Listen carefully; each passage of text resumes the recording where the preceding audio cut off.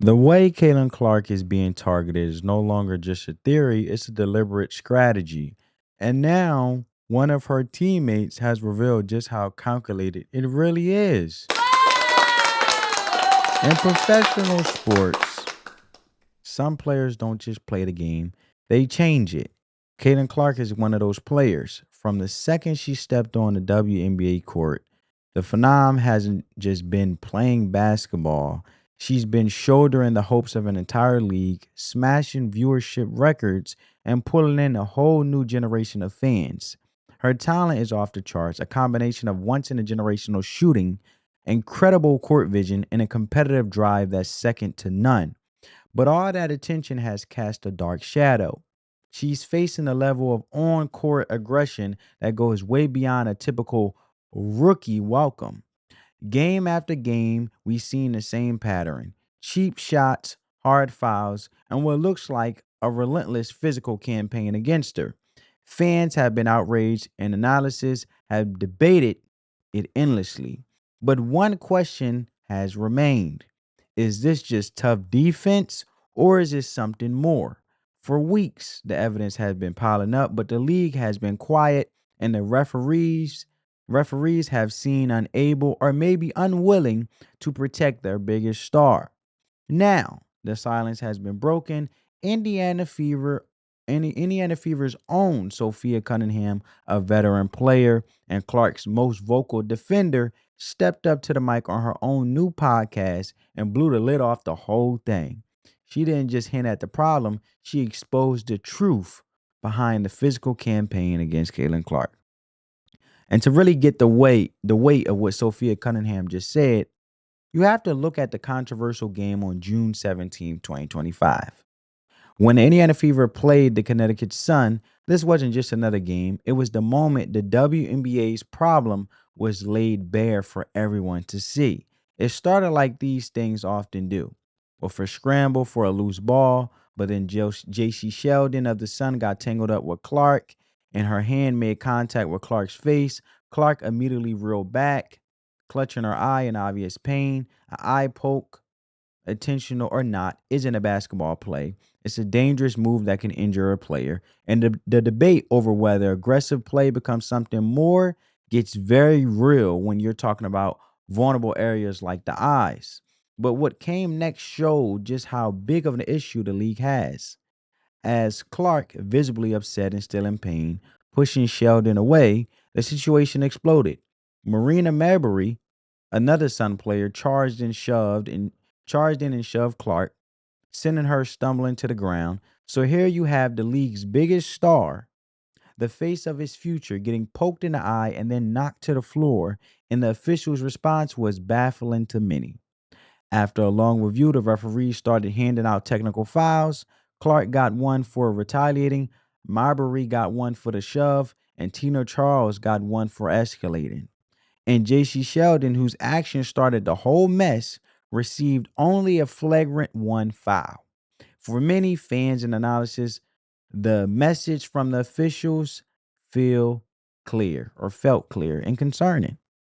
Just like for myself, it felt concerning. You can't get physical with Kayn Clark and the punishment won't be severe. Worse, if she defends herself, she gets penalized too. It was a moment of officiating that left people fuming and cemented the idea that Clark wasn't being protected. And the incident with the Sun wasn't an isolated event. It was just the most obvious example of a pattern that has followed Kayn Clark all through her rookie season.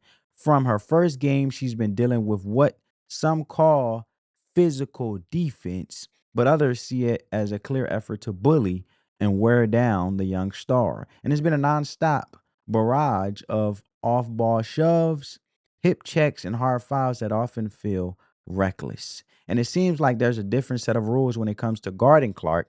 Opponents grab, hold, and for push her long after the ball is gone. And they fight through screens with a physicality that often sends her to the floor. And a lot of time, there's no whistle. The referees whose job is to keep the game safe and under control have let this go on, allowing tough basketball to cross into dangerous territory. And this isn't just about the welcome to the league moments that rookies often face. This feels different. The sheer amount and type of fouls suggests something more targeted, as if opponents are testing the limits to see what they can get away with.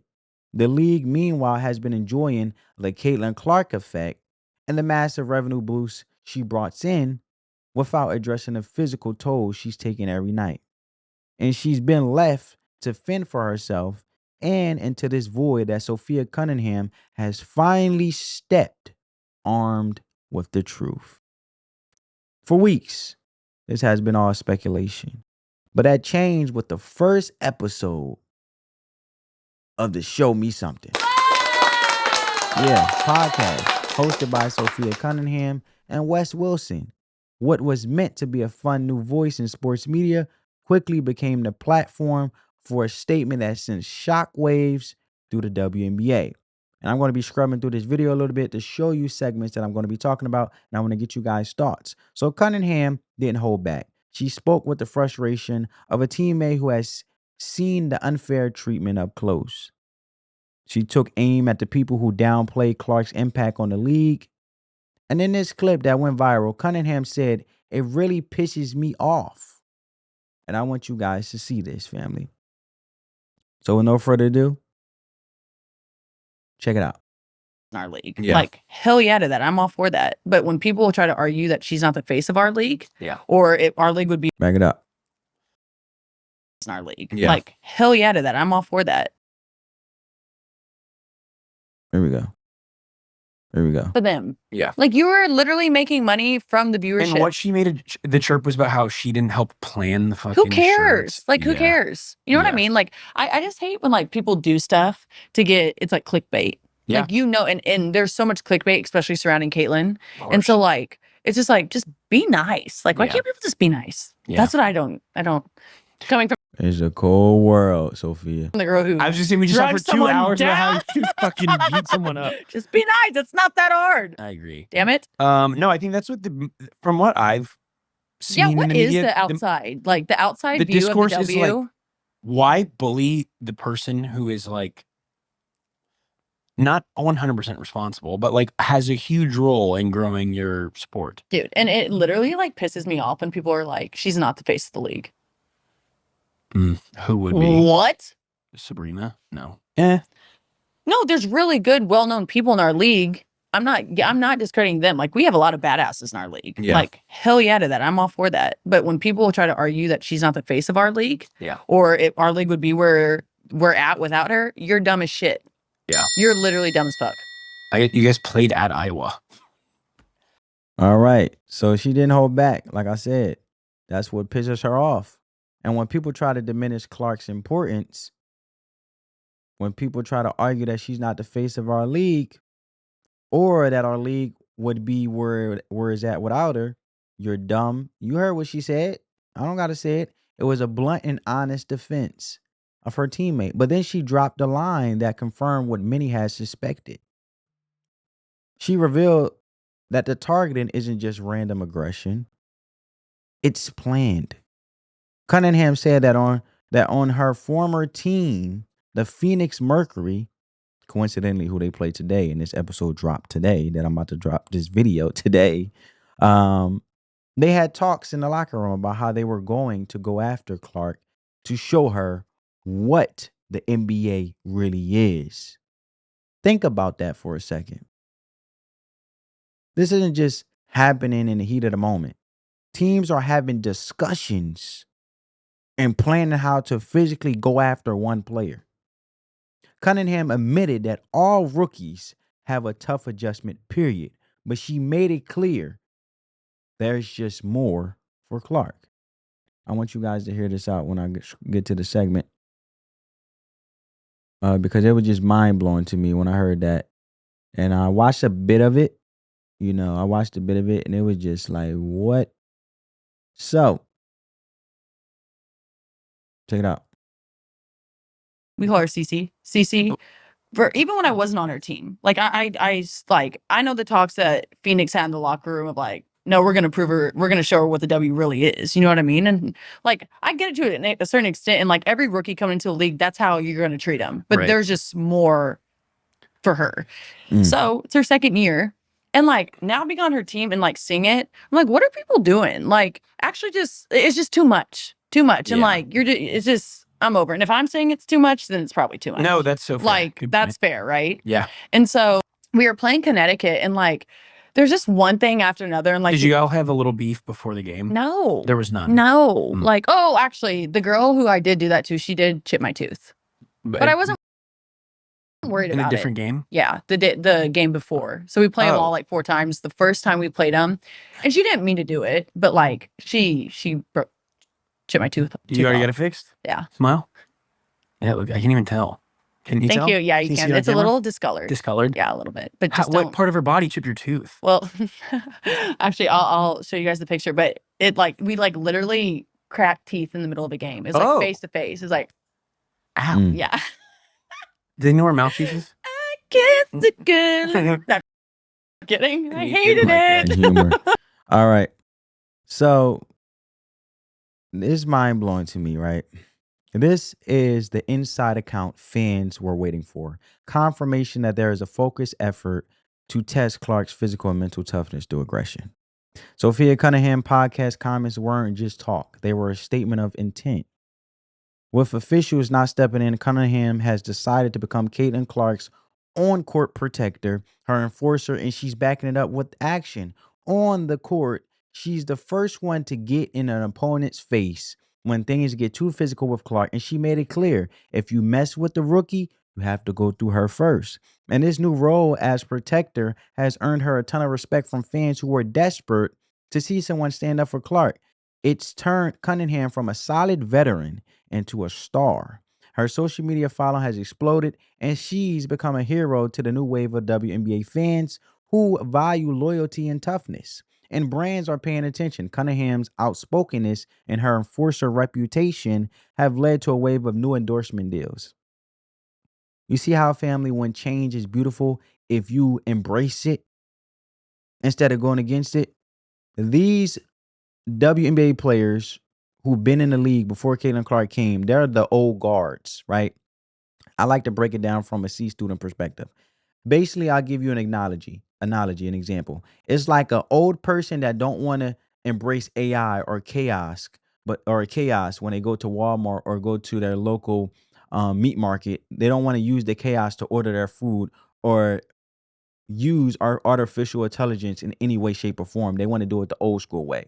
But you're going against the very resources and how fast and efficient artificial intelligence and that chaos can do without you having to deal with bad attitudes and negativity and people taking their attitudes out on you. They ain't got nothing to do with you. And the simple fact is, it's holding you back now because you can't order, I don't know, your meat at the meat market or your groceries or pay for your groceries or whatever because you don't want to use a chaos or you don't want to use artificial intelligence to speed up how to basically schedule and really segment out your days when it comes to utilizing a calendar, right?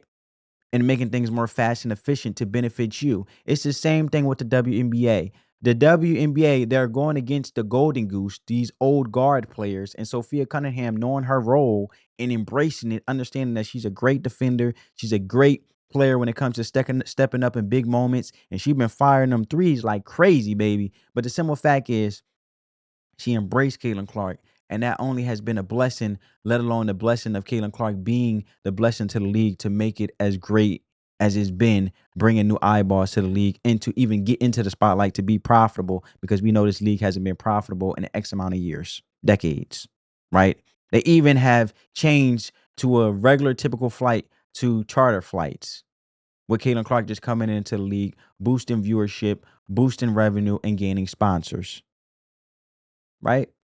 So let's see what happens when you understand you don't bite the hand that feeds you. And if anything, you add value to it and not try to subtract because of your ego and pride, which get in your way. And a lot of times, family, this is a life lesson. Don't get in your way just because the simple fact that somebody is doing something in their own lane that's phenomenal. Iron sharpens iron. Get with the person that's trying to grow and solution-based and want to evolve. And that's when you would evolve, because that mindset will then basically spread to you, where you'll end up having to have a challenged mindset, where you'll actually be renewed within the mind of how you're thinking, right? Changing in a renewing of your mind. And I feel like Sophie Cunningham did that, even though she's been in the league or whatever the case may be, but she embraced the rookie, and the beautiful things are happening, right? We can compete, but we also can build this league where we all benefit. And that's what Cunningham is modeling. It's bigger than just her being an enforcer. Look at the bigger picture from a business perspective. For you eat, everybody else can eat. Shoot, I would embrace it while still also really honing in on my skills and becoming better in my craft and knowing my role and perfecting my ability to what made me viable to be in this league in the first place, such as the WNBA at the elite level. Look, man, in the league is mind blowing to me. But the thing is, brands are paying attention. Cunningham outspokenness and her enforcer reputation have led to a wave of new endorsement deals. Companies like Ring, Arby's, and Adidas have partnered with her, recognizing the appeal of her authentic voice and fierce loyalty. By speaking out about treatment of Kayn Clark, Sophie Cunningham has not only defended her teammate, but has also built a powerful new brand for herself. She is the enforcer, the truth teller, and the protector. And in a league that has seemed slow to act, her voice has become more important than ever. And Sophie Cunningham's revelations have thrown fuel on an already raging fire. The WNBA community is now forced to confront the reality that its biggest star is being targeted. The conversation is no longer about if it's happening, but what the league is going to do about it. And the reactions were fast and fierce, splitting the basketball world, right? And on one side, fans and media members feel completely vindicated. They see Cunningham words as proof of what they've been saying all season and are demanding that the league take action. I have been vindicated. And on the other side, you still have some old school pursuits and league veterans who are pushing back. WNBA legend Cheryl Swoops, for example, has been critical of how Clark handles the physicality, suggesting the rookie still has things to learn. This group argues that this is just a tougher version of the welcome to the league treatment, magnified by the intense media spotlight on Clark. They believe the physicality is part of the professional game and that giving special treatment to one player would undermine the league's integrity. This clash of views have created a storm online and division within the whole basketball world, and specifically WNBA community, which is only hurting the WNBA, making it a drama-fulfilled league. And this is a real safety issue that could hurt a generational talent's career. Or is it an overreaction from new fans who aren't used to the WNBA's toughness?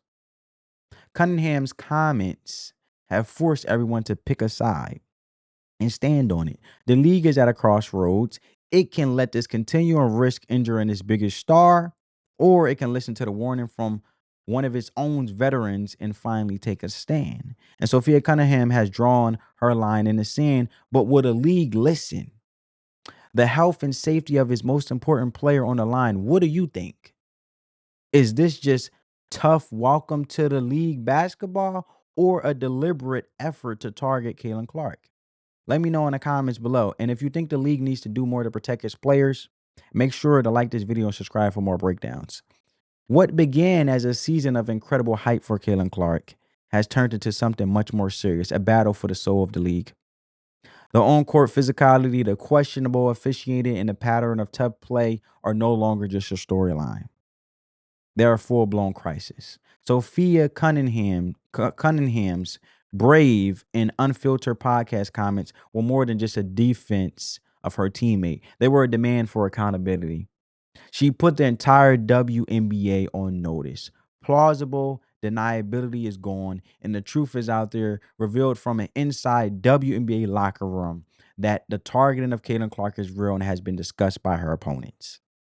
And of course, the WNBA, Kathy Engelberg ain't gonna like this. Oh well. You need to see the reality of these things, lady, and touch grass. Because you heard in this league as a commissioner. And Cunningham has stepped up as the enforcer and protect that Clark needed. And stepped up as an enforcer and protector that Clark needed. And she used her platform to expose a difficult truth that the league seemed unwilling to address.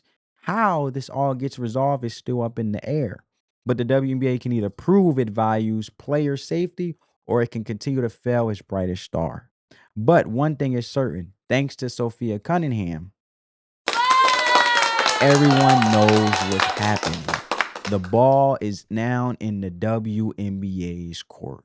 Catch you in the next one, family. Peace.